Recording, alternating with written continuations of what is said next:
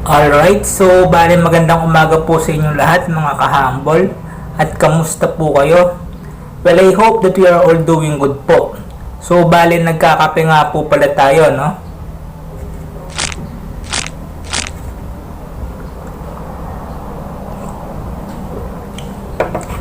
Well, anyway, sa video ito ay alamin naman po natin ang pinagmulan ng pangalan ng lalawigan ng Bulacan. Magaling kang kupal ka. That, special shoutout po muna tayo kay Gob Daniel Fernando. Yari. Alright.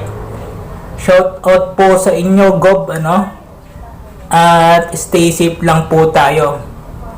Anyway, kung bagong viewer ka pa nga lang po sa channel na ito, ay huwag mo pong kalimutan na mag-subscribe.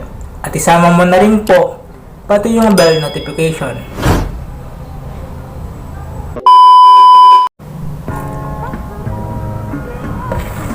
Alright, so alam niyo na po ba mga kahambol na di umano, nagmula daw po sa salitang bulak ang pangalan ng lalawigan ng Bulacan.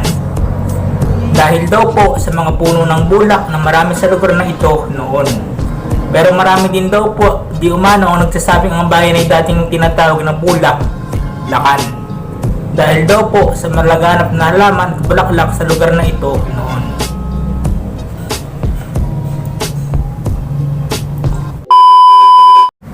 Alright, so sana po may natutunan po tayo sa topic na ito. Ano po mga kahambol?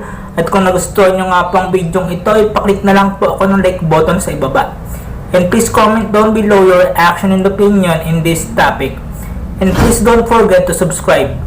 And before we end this video, ano po mga kahambol, shoutout po muna tayo kay Pamela Jean Miguel. And thank you sa masayang kwentuhan last night. And I'm so glad to meet you. Oh no!